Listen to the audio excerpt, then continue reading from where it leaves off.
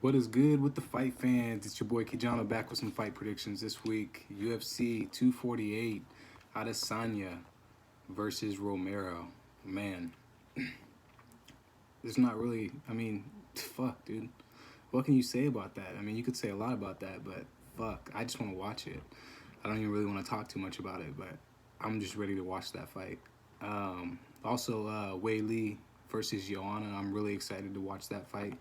I'm going to be super biased on that pick. I want Wei Lee to win. Just for the simple fact of the things that Joanna was saying about her and her country and shit was pretty fucked up. Especially with the coronavirus and all that stuff being talked about in the media. I really hope Wei Lee puts her to sleep and puts her to sleep early. But yeah, I'm gonna go straight into it. This whole fucking card is gonna be, it's gonna be pretty good. It's a pretty stacked card. I'm gonna start with the early prelims right now. Donna Batgerel versus Guida Canetti. Early prelims, bantamweight bout. Donna Batgirl or Batgerel, I think that's how you say his name. 7-2 record. I always fuck up on that guy's name, but 7-2 record, 3 KO/TKO wins, 2 sub wins, 2 decision losses. Lost last fight to Haley Aletang. Relies on his striking in all of his fights.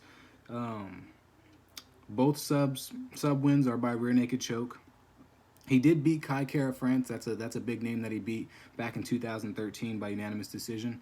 I watched the full fight. He pretty much dominated him. I mean, that's an old fight. I don't think he would dominate him now. I think Kai would probably beat him now. But who knows? Donna Badgerel is he's a pretty durable fighter, but he pretty much relies on his striking. He has a quick jab. He's a really good right cross. Lots of power in his right overhand, and like I said, he's a durable fighter. Throws a lot of knees in the clinch. Decent double leg as well, and he has pretty good top control when he is on the ground, but he doesn't really go to the ground too often. Guido Canetti, aka Ninja, 8-4 record, 3 KO/TKO wins, 3 sub wins, 4 sub losses. That's a lot of submission losses. Lost last fight to Marlon Vera by rear naked choke. His last has lost by rear naked choke 3 times, triangle choke once. So I mean, it seems like that's pretty much his kryptonite. Guido's kryptonite is rear naked chokes. If you've lost 3 times by him in your professional career, it's not a good look, because everybody's gonna see that and everybody's gonna pretty much go for that, especially if they're a submission specialist. This guy has pretty much relentless pressure. He does gas out usually towards the second round, sometimes the third. It's just because his fucking pressure it's legit in the first round. This guy goes crazy in the first round. In almost all of his fights, he's putting everything out there. But he does get over aggressive at times, makes little mistakes. Like I said, he gasses himself out. He sets a very high pace early on, and he's a high volume striker. He has KO ability, but he does overextend on his punches. If you watch a lot of his highlights, he's always overextending on punches. You see it a lot when he's missing. And he leaves his chin to be tagged. So I'm going to roll with back draw, but I did put a question mark by this fight because I do feel like Guido Canetti could edge him. He could get the victory, but I don't think that he will in this one. So yeah, I'm rolling with Donna. Next fight, Douglas Silva de Andrade versus Movsar Evliov. This fight got added on recently, I'm pretty sure. Douglas Silva is 25-3 record, 19 KO/TKO wins. Like I've said in other videos, that's fucking insane to have that many KO/TKO wins. For that division, it's insane, dude. 1 sub win. Only loss in the UFC was to Peter Yan and Zubara Tukhugov. Those aren't bad losses to have because we see those guys are top prospects, especially Peter Yan. Peter Yan's a fucking savage. And yeah, doesn't do great against pressure fighters. He usually wants to be the one that's pressuring his opponents, and if he can't, then that's usually his downfall. If you put him on his back foot, then he's pretty much fucked. He has a few things up his sleeve when he's counter-striking, but for the most part, he wants to be the one pressuring his opponents. He packs a punch. He has KO ability. You see that with his 19 KOs. It's undeniable, honestly. Explosive, strong. He gasses towards the 3rd round. I think it's just because he has a super muscular physique, and I feel like he probably cuts a lot of water to get down to that weight class. Yeah, so coming off a win over Henan Barao by unanimous decision. Very tough / gritty fighter. Very good leg kicks, powerful overhand with his right. His right overhand is it's money, man. If he taps that chin, you're going to sleep most likely. But Movsar, man, this guy, he's looking for one thing. We all know what that is. If you watch him fight, you know what Movsar is looking for, and he's looking for takedowns. He has an 11-0 record, 3 KO / TKO wins, 4 sub wins, 2-0 in the UFC over Enrique Barzola and Choi. Both decision wins. His grappling and pressure is key. Key component for his type of style. He has great trips and double leg takedowns. Very good cardio. Nice right high kick and right cross. Overhand right can definitely put people to sleep. But he doesn't really rely too much on his striking. He's just looking to get close to you and grapple with you and take you down and just wear you out on the ground and fuck you up on the ground with ground and pound or submit you. That's usually his go-to. That's at least what it seems like in most of his fights. But yeah, his ground and pound is pretty fucking good. He's a very experienced grappler. When he gets you on the ground, his top control is it's legit. You're probably not gonna get up, and if you do, then fuck, dude, you're good. Because Movsar's his top control is good, man. If you watch his highlights, like that dude's legit on the ground. I'm rolling with Movsar to get the dub. I feel like his cardio will be better than Douglas Silva's.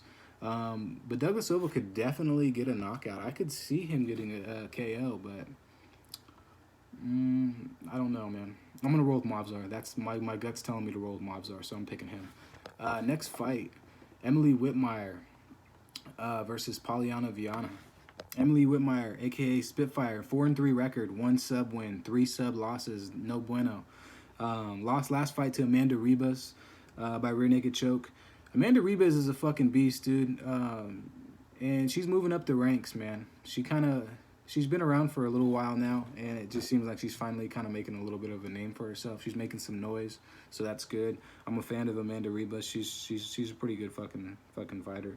Lost by rear naked choke twice and armbar once. She's 2 for 3 in the UFC right now. She's a fast starter, decent striker, throws good leg and body kicks. She sits very tall and she leaves her chin in the air though. If you watch all of her fights, she's always sitting straight up. So that's a downfall, especially fighting Polyana. Polyana has hands. Not the best with her grappling and clinch transitions. Seems to get taken down pretty fucking easy. Doesn't do well against submission specialists. We've seen that. Jillian Robertson and Ribas made pretty light work of Spitfire. I think Ribas finished her in the first round, if I remember correctly. But yeah, Polyana Viana, 10-4 record, 4 KO / TKO wins, 6 sub wins, 1 sub loss, on a 3-fight losing streak, 1-3 in the UFC. Lost split decision to Hannah Cyphers and unanimous decision to JJ Aldridge. I'm not going to say those are bad losses to have, but I just feel like Polyana was way more well-rounded than Hannah Cyphers, and she should have won that fight. I think I picked her. No, I didn't. I picked Hannah Cyphers to win as an underdog. But, yeah, I feel like she should have won that. She's a more well-rounded fighter than her, but I don't know if she has that grittiness that Hannah had, so... she lost the last fight by armbar to Veronica Macedo. Macedo's pretty fucking good as well. She's a very good submission specialist, and she's on the rise. So yeah, but Polyana, she's very strategic. She's a strategic submission specialist as well. She has pretty good sub skills. She has 4 armbar wins, 2 rear naked choke wins. So that's pretty good. It seems like her armbar is what she wants to go for. She's a flat-footed fighter, though. She does plant really, really good on her feet when she's she sets her feet very nicely when she's gonna counter punch or she's gonna throw a fucking bomb at you. And she definitely has knockout ability. If you go watch her highlights, she's knocked out a lot of bitches. So I mean, yeah, her left hook and right cross are money all day. Swings wild at times and is definitely hittable. She's strong and durable, but like I said, she has power in her hands and people underestimate her. So I feel like that's going to be, I feel like that might be Emily Whitmire's downfall. I don't know if she's going to underestimate Polyana, but I just feel like Polyana has more, she just has more power in her hands. Emily just doesn't have that snap in her strikes like Polyana does. So I'm rolling with Polyana to get the dub. She'll probably get a decision victory, maybe a submission. Actually, maybe a submission win. She might not even try to strike too much with her because, like I said, Emily Whitmire, she has a lot of submission losses, 3 sub losses. So I feel like Polyana will just take her down and try to go for a submission. Be strategic and smart about it. But yeah, going into the prelims, Gerald Mayshart versus Deron Winn. Gerald Mayshart, man, he's been around for a while. 30-12 record, GM3, 6 KO/TKO wins, 22 submission victories. That is insane. That's a lot of submission victories, man. You see a lot of people that don't even have any submission victories on the UFC roster. So, I mean, to have 22, that's a lot for one person. 1 KO/TKO loss, 8 sub losses. So, I mean, he puts it all on the line, dude. He's either going to submit you or you're going to submit him. As you can see, he has 8 submission losses, 1 KO loss, and that's only out of 12, so he's only lost 3 times by decision. Lost to Eric Anders in his last fight by split decision. Choked out Trevin Giles in fight before that, and Trevin Giles was winning that fight. If you guys watched that fight, Trevin Giles was definitely winning the first 2 rounds, and he just got carried away and made a mistake, and Gerald fucking submitted him quick in the third. Has an 8-inch reach advantage in this fight. It's not surprising because Deron Winn is 5'6". That's on a good day. That's with his tall shoes on. But yeah, always looks to set up a submission, relies heavily on his grappling. He's 5 for 9 in the UFC. Has a plethora of fucking submissions in his arsenal. His striking is very sloppy. It's pretty average, I guess. Like, I'm not even gonna say much about his striking because he relies on his grappling. He doesn't try to strike with you. He'll set a few jabs up and some crosses up just to get in there and try to get you against the cage and pull you down and drag you in some deep water. But Deron Winn, 6-1 record, 4 KO/TKO wins, 1 decision loss. Lost to Darren the Dentist Stewart by split decision in his last fight. His cardio was questionable in that fight, which is weird because this guy's a really good fucking wrestler. Yeah, he hits hard. His overhand right, dude. If he catches you with that overhand right, he throws that one jab, or he doubles up on a jab, and he fucking throws that right overhand, and he puts people to sleep. I mean, he's a short, stocky dude. He trains with DC. He trains out of that gym. He's built like DC a little bit, just a lot smaller. And yeah, this guy has power in his hands. So if he catches you with that, you're probably going night-night. He has a wrestling background. He's an Olympic wrestler, 3-time NCAA All-American. Very explosive, and his left hook is pretty good as well. He catches people a lot with his left hooks too, if he can get in there. But yeah, I think he is officially the shortest person for the middleweight division in the UFC. So that's very interesting. I don't even feel like he's 5'6". I feel like he's like 5'4", 5'5". But you know how they always mark people's height up. They mark people's heights up on fucking in every sport. So yeah, I'm rolling with Deron Winn to get the dub though. Gerald Mayshard's a great submission specialist, but I feel like Deron could fuck him up, man. And he has that wrestling background, so I don't think it's gonna be easy for Gerald to just take him to the ground like that. Deron has that lower center of gravity, and it's probably gonna work for his favor. And Gerald known to gas out too as well. So he gassed out a lot in most of his fights. So yeah, I'm rolling with Deron Winn. Next fight, Rodolfo Vieira versus how do you say this guy's name? Sapirbeg Safarov. Sorry about that, guys. The dog's barking. Rodolfo Vieira, the black belt hunter. They call him the black belt hunter because this guy is legit with his submission skills. This guy will take anybody's black belt. This dude's fucking, he's good. Like, really good. 6-0 record, 1 KO/TKO win, 5 sub wins, 4 rear naked choke wins, 1 arm triangle choke. 1 debuted against Oscar Piechota by submission. Very experienced BJJ specialist. Began training back in 2003, which is a while ago. This guy has a capoeira background, so he's pretty legit on his feet as well, but his bread and butter is his submissions. If he gets you to the ground, you're probably in trouble. He's coming to get another submission victory in this one. You can tell. You can definitely tell. But like I said, he has pretty good footwork. Probably because he has a soccer background. He used to play soccer back in the day. I watched a few interviews of him. and he began playing soccer. So I feel like that actually might have helped him with his mixed martial arts, especially with that footwork. If you played soccer, football, any of those sports, basketball, those things could all help with your footwork. But yeah, he's fighting a dude, Saperbeg Safarov, 9-2 record, 6 KO/TKO wins, 2 sub wins, 1 KO/TKO loss, one sub loss, lost to Tyson Pedro by Kimura. I remember that fight. He got caught slipping. That's all you can say about that. He got caught slipping and got put in that Kimura, and Kimuras are hard to get. You got to be really fucking strong to get those, and just be in a really good position. And even then, it's just they're hard. They're really hard submissions to get. But yeah, Tyson Pedro is fucking strong, man. I can't wait to watch that guy come back. Anyways, I'm going off topic. Lost to Gian Villante by TKO. One last fight by unanimous decision to Nikolai. I don't know how to say his last name, so I'm not going to. Nice outside leg kicks. Throws lots of power punches. Doesn't really set much up. He's a strong clinch striker. Good single and double leg takedowns. Low volume striker, though. Definitely packs a punch. If he clips your chin, you're going to go to sleep. It's plain and simple. These guys are both 6'1". I believe Rodolfo is moving up a weight class, though. This is the 205-pound division. He used to fight in the 185-pound division, so I don't know if that's because of age or just because he wants to move up a weight class. He wants to move weight classes now and try to test himself against bigger opponents. But he did. This guy, Saperbeg, doesn't fight well off his back foot. He always wants to be the pressure fighter. And if he's not, then that's not a good look. But he does have really good takedown defense. I think he has like 90% takedown defense rate, 90% takedown ratio since being in the UFC. So that's pretty good. But I'm rolling with Rodolfo. I feel like Rodolfo will probably submit this guy. If Tyson Pedro can get him in a Kimura, I'm pretty interested to see what Rodolfo is going to get him in. I feel like he'll get a submission in the second round, maybe even the first. But yeah, I'm rolling with him.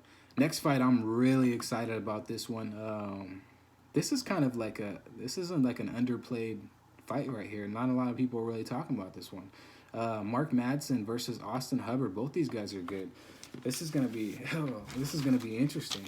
Mark Madsen, the Olympian, 9-0 record, 3 KO/TKO wins, 3 sub wins, 1-0 in the UFC over Danilo Beluardo, TKO. TKO'd him. This guy has a ton of wrestling experience. They don't call him the Olympian for no reason.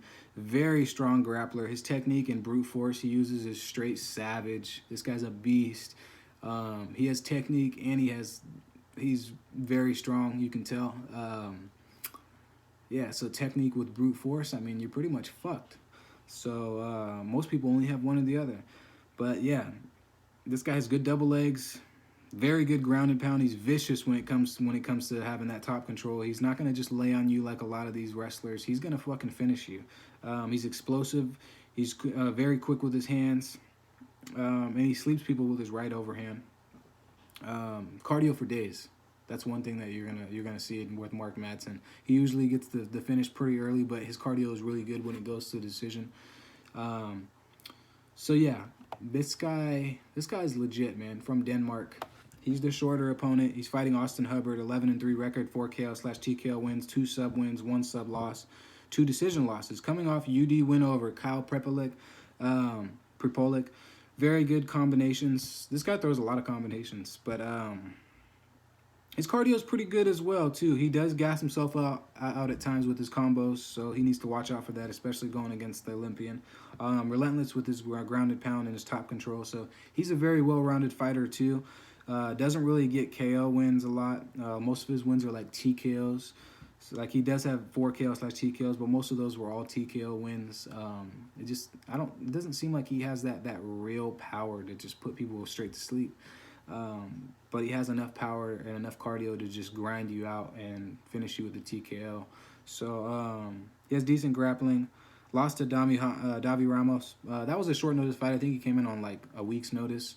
And he still went the distance with Davi. So that's pretty fucking good, dude. That's actually really good because Davi Ramos is a really, really good submission specialist. So, yeah, I mean, I'm rolling with Mark Madsen on this one. I feel like his brute strength and just, like, you guys got to watch this guy's highlights. Yeah, he never stops. This guy doesn't stop. I love fighters like that. This guy just keeps going. Very entertaining fighter to watch. Next fight, man. Super stoked on this one, too. Sugar Sean O'Malley versus Jose Quinones. Sean O'Malley was supposed to fight Marlon Vera a while back. He's been on a fucking... Man, I miss watching Sean O'Malley fight, dude. He's been suspended for 2 years.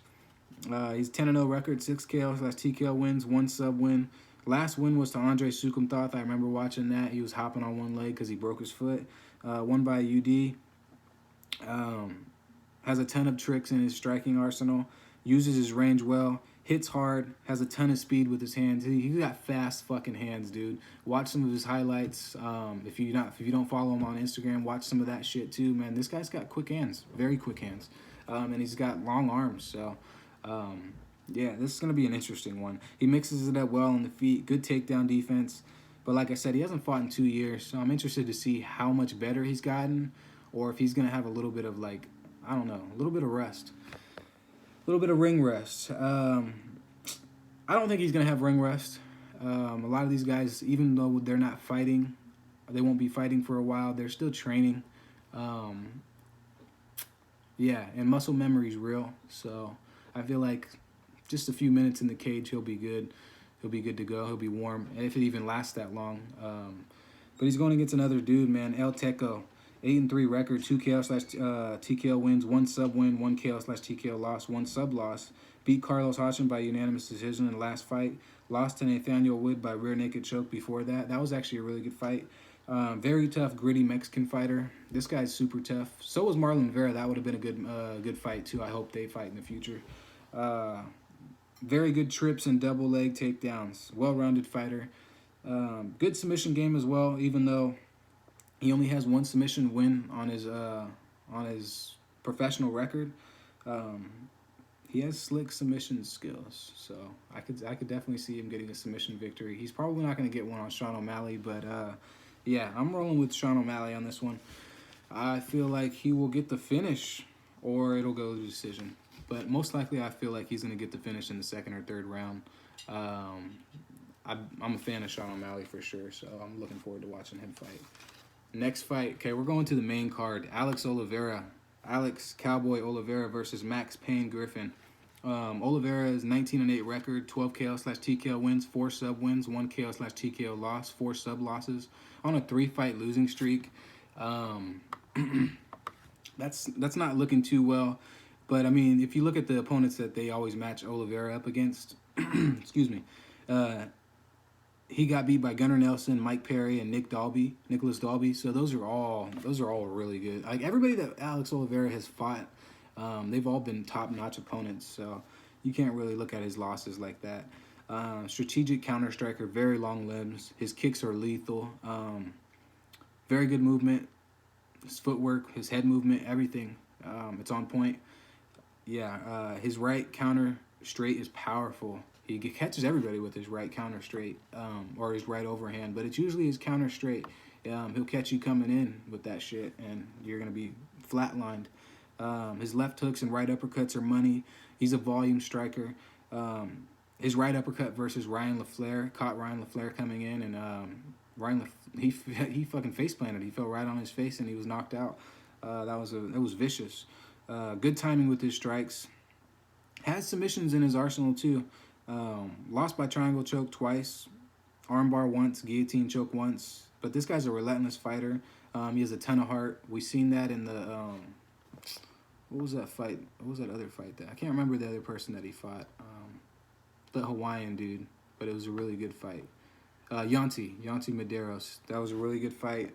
He ended up losing that one, but he rocked Yancy a few times. Could have definitely won that one. I think he just gassed himself out.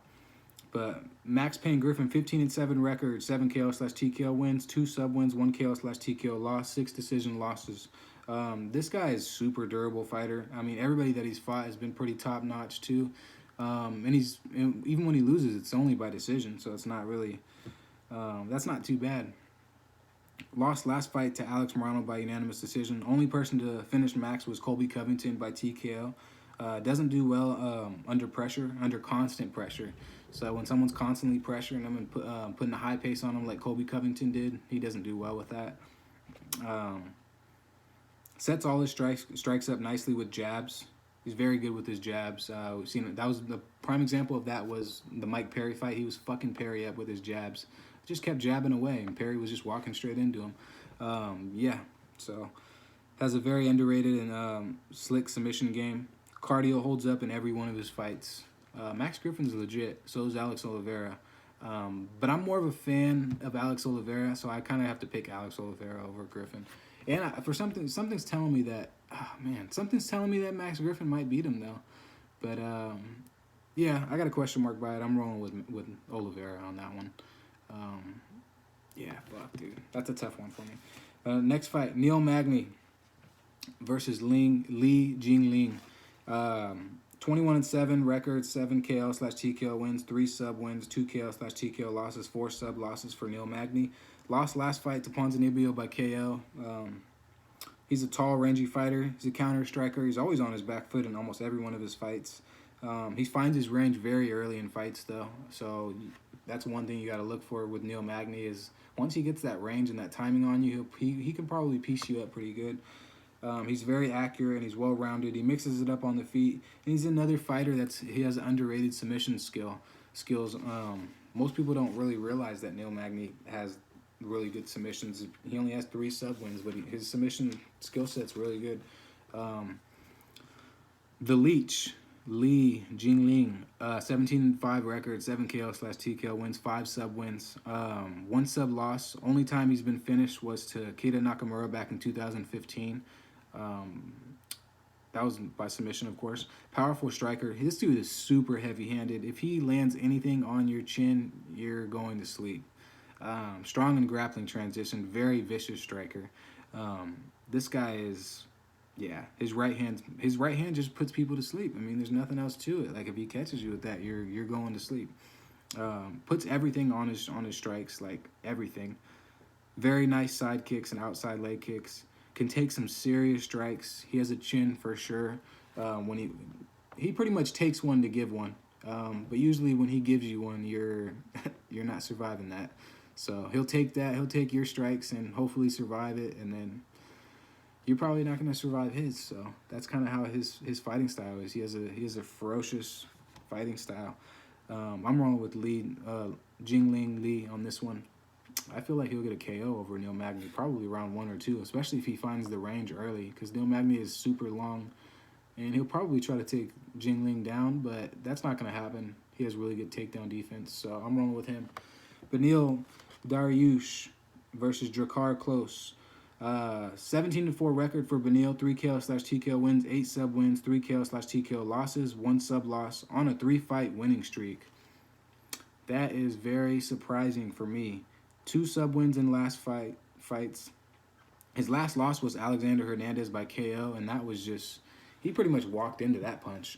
Hernandez was just super explosive in that fight, and he didn't have an answer for it, and it ended very quickly, so he didn't get a chance to really do anything. He's got decent striking, but his chin is very questionable. He's got knocked out 3 times. In my own opinion, I feel like he needs to stick to his grappling. His grappling is his bread and butter.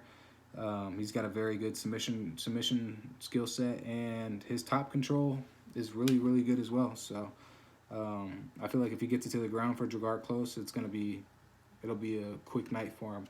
But maybe not, though, because, I mean, Drakkar Klose, he has 11-1 record, 4 KO/TKO wins, 7 decision wins, 1 decision loss. This guy is known for going to decision. I'm not a fan of Drakkar Klose. Just for the simple fact that it just doesn't seem like it. It seems like whenever he fights, it's just always decision. Like every fight that he's in is just decision. Some of them are entertaining to watch, but damn, dude, can you get a finish or can someone finish you? Like I want to see that. His only loss was to David Tamir by decision on a 3-fight win streak, all by unanimous decision, of course. He's just kind of a boring fighter to watch. He's very strategic with his striking, though. He can either counter strike or he can be the one pressuring you. He kind of has both.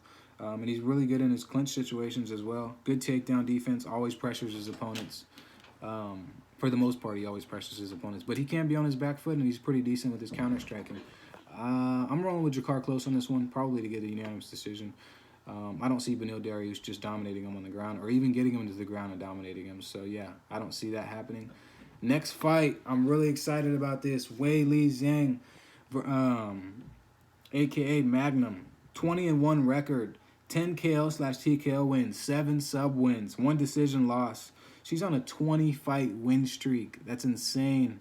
Fuck, dude.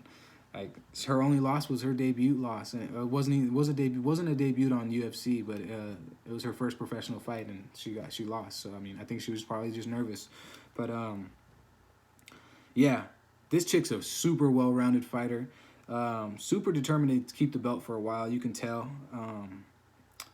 Yeah, she fucked Andrade up like really bad. I watched that fight a few times. And it was just, she demolished her. Which, I mean, I picked her. She was a super underdog in that fight. It was a size advantage, the reach advantage, power advantage, speed advantage, cardio. Everything in that fight for her against Andrade was just a bad matchup for Andrade. This chick doesn't seem to get tired. She has everything, really. If you look at her striking, she mixes it up very well. She can take it down. She can take you down, put you in a very uncomfortable position, and submit you as well. And she's fighting a very one-dimensional fighter, Joanna Jędrzejczyk or whatever. I don't even know how to say her last name. She's ranked number 4. She's been around for a little while. She was a champ for a while. She's a volume striker. 16-3 record. Her only losses were to Rose Namajunas by TKO basically by knockout and by decision, and then she lost to Valentina Shevchenko by decision. So she's fought all the best fighters, but she doesn't seem to have really changed as a fighter. She's not really a mixed martial artist in my own opinion. She's kind of just a kickboxer. She's very fast with her kicks, her strikes, her punches. Everything that she throws is quick. But it doesn't seem to have much power behind it. She relies a lot on her volume. She relies a lot on her footwork, her in and out movement. But Weili's gonna demolish her, dude. She's gonna demolish her. And I'm definitely putting money on that one because Weili's gonna fuck her up. And I really hope that she wins. Especially because she was talking shit about Weili's country and shit and all the shit that's going on out there. So I really hope Weili puts it on her. I hope she finishes her quick. I hope she knocks this chick out. Joanna doesn't seem, I don't know. She just seems very arrogant as a fighter. Even when she fought Rose, she kind of needed to be humbled, but it didn't seem like that knockout really humbled her. So maybe Weili's knockout will humble her. So I feel like Weili's definitely going to get a first round or second round win. She's super determined fighter. Yeah, that's really all I have to say about that one. Next fight. Israel Adesanya versus Yoel Romero. The Last Stylebender versus the Soldier of God, ranked number 3. Adesanya, 18-0 record. Man, 14 KO/TKO wins, 4 decision wins. He's 6'4". He's very tall for that division, dude. For, what is it, middleweight? Yeah. That's 6'4" middleweight, man. That's like a John Jones in that weight class, pretty much. But Yoel Romero, 13-4 record. Soldier of God, 11 KO/TKO wins, 1 KO/TKO loss. He's 5'10". He's going to have the reach disadvantage, and he's going to have the height disadvantage. I also feel like he's going to have the speed disadvantage, the cardio disadvantage. The only thing that he's going to have advantage on is grappling. I feel like if he sticks to his grappling and gets Israel down, it's going to look good for him. But how long can you keep Israel down? I don't think he's going to be able to keep him down for long. Even if he does get him to the ground, he'll probably get a few takedowns, maybe 1 or 2, maybe 3 if it goes to 5. If it goes 5 rounds, but I don't see him really being able to keep Israel down. Israel's also his wrestling defense is really good. It's very hard to get him down. It's probably because he's 6'4". But Yoel Romero, he is an Olympic wrestler. Very powerful striker. His in and out movement, you really don't know what he's going to do. He has unorthodox style. You don't know if he's going to throw a flying knee. You don't know if he's going to fucking throw a spinning back fist. You don't know what the fuck this guy's going to do. And he's a savage. He's in his 40s. Like, he's still fighting, still ranked number 3, still putting people to sleep. Yeah. So, but I'm rolling with Israel Adesanya. His footwork's too much. His speed's too much. His cardio's way better than Yoel Romero. And Yoel Romero, he's on a 2-fight losing streak right now. I do feel like that he probably should have got the win versus Whitaker the second time around and should have had the belt, but it didn't go his way. So it is what it is. I feel like Israel will get the win. If you guys like the video, like, subscribe, comment. Like I said before, I'm going to be doing another giveaway pretty soon. Got to get my subscribers up. Once I reach 150, I'm going to be doing a pretty cool giveaway. So stay tuned. Enjoy the fights.